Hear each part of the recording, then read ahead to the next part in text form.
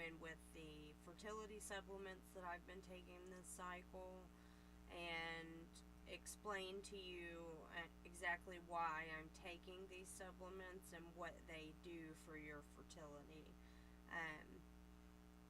One of the main things that I'm taking this month that I think that has really helped with regulating my cycle is the Femiprin, which is the Vitex and B6 supplement.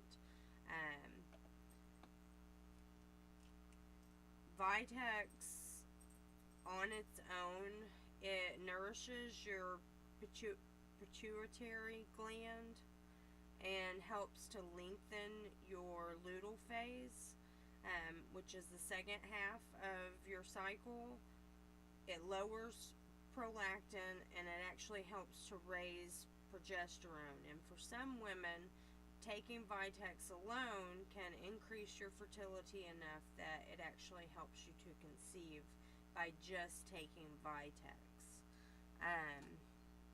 I chose to add a ton of stuff for several different reasons, but we have been trying to conceive for quite a while, so I didn't want to just add one thing and see if that worked, and then if it didn't, add something else the next month and continue going on like that. I just kind of wanted to grab the bull by the horns and take charge of my fertility and see what happened, after I added all these great herbs and vitamins and supplements to my daily regimen.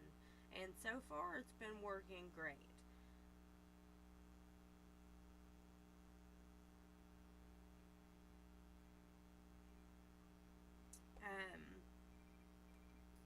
Something else that I have been taking this cycle has actually been, you guys know that I've been taking the Geritol multivitamin, which is lovingly touted by many women as there's a baby at the bottom of every bottle of Geritol, in which I've spoke about the Geritol and the research that I've done on the Geritol, and I will be switching to the Rainbow Lights, but I just have not ordered any of them yet, so I have continued taking the Geritol until I get the Rainbow Light vitamins to replace them with. Something else that I have been doing is baby aspirin. You want to make sure that it says baby aspirin or low dose. You want the 81 milligram dose of it. And these come in chewable tablets or tablets that you just swallow. I prefer the ones that you swallow. And the reason for the baby aspirin is, let me see if I can find my paper on it.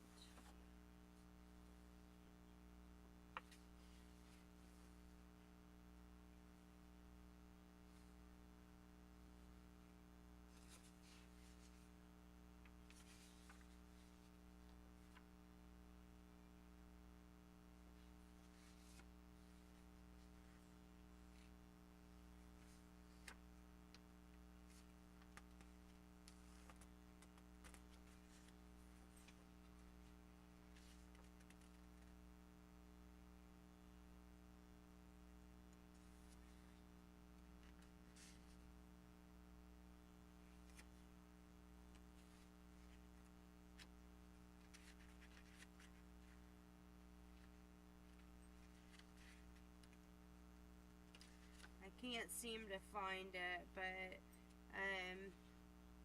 baby aspirin, what it basically does is it thins out your blood a little bit, and with that causes more blood flow to your reproductive organs, and in turn, it actually helps to thicken the lining of your uterus. Okay, I found it. It increases your womb thickness, which is your uterine lining. It reduces inflammation in your cells and boosts your blood flow, which you need the increase of blood flow to your reproductive organs to increase the thickness of your uterine lining, and it also helps if an egg were to be fertilized and try to implant, it helps that process a little bit, make it a little bit easier for that to happen. So that is why I have chosen to do the baby aspirin. I will link in a article that I found. I believe that the doctors in it are over in Europe, but don't quote me on that just yet. But I will link in the article that I found about the baby aspirin so that you ladies can read a little bit more about it. And the other thing that I have been taking is the folinic acid, which folate helps to prevent complications in your pregnancy, and it is most beneficial if you are already taking it before you become pregnant, because the things that it helps prevent with your baby develop within those first few weeks of pregnancy. So you really need this in your system before you get pregnant for you to see, reap the benefits of taking it. Not only there's a little bit of controversy as to how much of the folate you should be taking a day. It goes anywhere from 400 micrograms all the way up to 5,000 a day.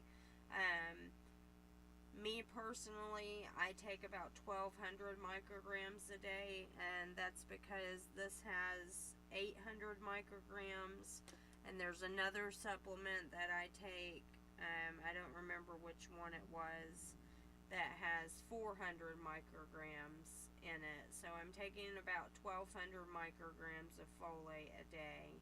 And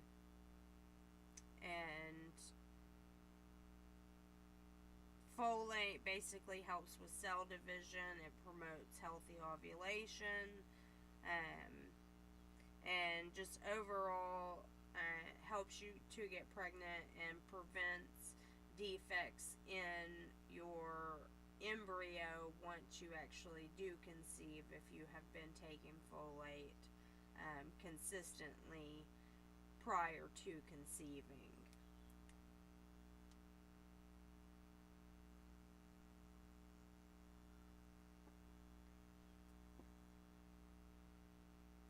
Another one that I have been taking is the DIM, the CoQ10, and the B vitamin complex. This is the BComplex, and this is the CoQ10. Now, the DIM helps for a lot of things. The CoQ10 actually, for women, helps improve egg health, gives mental clarity, and helps with energy. And the B vitamins are actually really important to your fertility.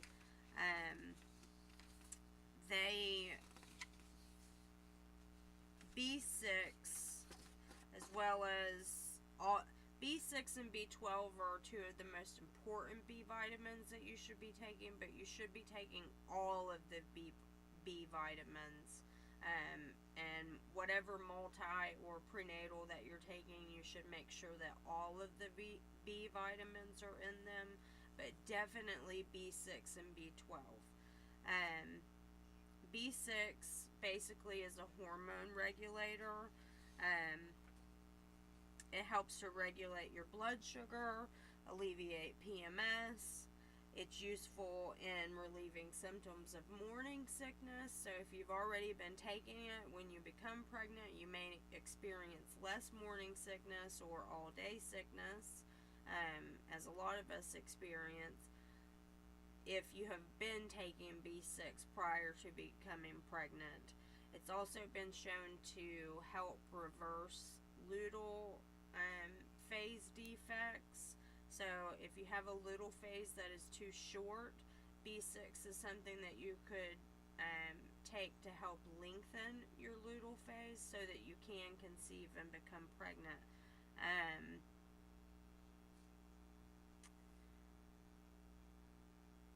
Deficiency of vitamin 12 is actually one of the most common causes of infertility. But a lot of people actually don't know that because it's really easy to get B6. So, that may be something that you don't even know that you're deficient in, and that's maybe why you're not getting pregnant. And just simply taking a B6 supplement or a full BComplex, for a month or two could be what helps you get pregnant and conceive.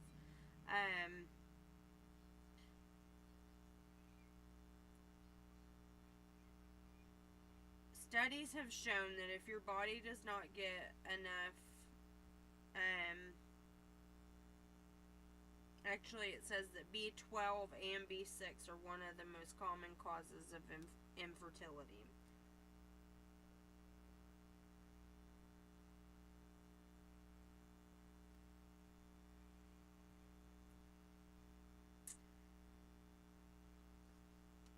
Studies show that if your body does not get enough B12, even if you get pregnant, the risk for miscarriage to occur are higher than in the cases of women who started taking B12 before they ever got pregnant. So that's pretty important there. Basically what that study is saying is that if it is entirely possible to get pregnant being deficient on B6 and B12, but if you are to become pregnant, your risk for miscarriage are much higher than a woman who has been taking B6 and B12 way before she ever conceived. So that's something that is definitely worth looking into as far as a supplement to take. Not only to help with luteal phase defects, it helps with your overall egg health, it helps with energy, and balance out your hormones. It will help regulate your cycle, and then the added benefit of if you're already taking it previous to getting pregnant, it lowers your risk of miscarriage in those early weeks. So, and that's something that we all worry about after, you get that big fat positive. You worry about whether or not it's going to stick. So, taking B6 and B12 is something that's going to help you to lower your risk of that pregnancy not sticking. The DIM is actually a pretty cool supplement. Basically, what it is a plant nutrient isolated from dark green vegetables. It promotes the breakdown and synthesis of estrogen, but what it does is helps your body get rid of bad estrogen. You have bad estrogen, which is caused from environmental and man-made things that you're around, and you have good estrogen in your body. Bad estrogen is not actually a true hormone, but it is so similar to the hormone that it is able to attach to the estrogen receptors in your brain, squeezing out the space, leaving no room for the good estrogen to get in there. Obesity can promote bad estrogen and create an environment for it to thrive in. Your body's good estrogen is responsible for a large part of your fertility health. For women, it helps the follicle in your ovary to create a mature egg, so that when the egg is released and you ovulate, you have released a nice, healthy, mature egg. Estrogen also helps regulate sperm maturity in men, though men have much lower levels of estrogen in their system. It helps metabolism. It helps to get rid of bad estrogen, and once it's eliminated, it basically has paved the way for the good estrogen to be able to get in there and attach to those receptors and allow those hormones to do what they're supposed to do. This decreases symptoms of estrogen dominance. And symptoms of estrogen dominance, or things that this can actually help with, are acne, PMS, hair loss due to hormonal imbalances, regulating your cycle, promoting cervical health, breast tenderness, pain from endometriosis, slow metabolism, and gaining weight. So that's a lot of stuff that just this one little pill can help with them, and I'm not even done with the list. It also protects cellular health, because it acts as an antioxidant, so it protects you from free radicals that can do damage to not only your cells but your reproductive health. And it also supports mood, libido, and fat burning metabolism. DIM does not have any estrogenic activity, so it will not mimic estrogen, and it won't help an estrogen deficiency. So if you have an estrogen deficiency, this is not going to correct that problem. What it does do is improve your hormonal balance and protect your cellular health. If you've been trying to conceive for a while and you suspect that you may have an estrogen dominance problem, like you have a lot of the symptoms that I listed earlier, then you should definitely consider adding the DIM to your arsenal of fertility supplements. This one is just a really good one all the way around. Even if you weren't trying to conceive, this is something that you should consider taking. It's really good for you, and I take 3 of them a day. I take 2 in the morning and 1 at night,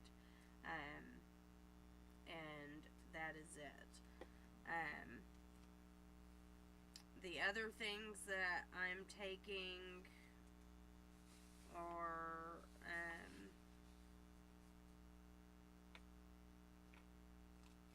CoQ10, which we already touched on that.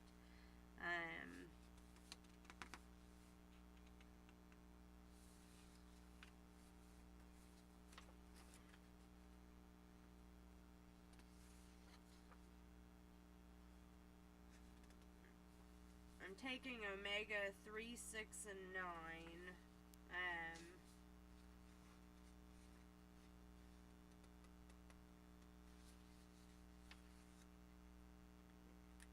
Omega 3, 6, and 9, vitamin E, and vitamin D.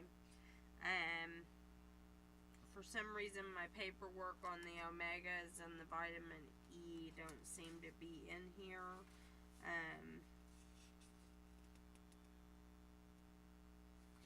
But I will find them and do a video on why those are important.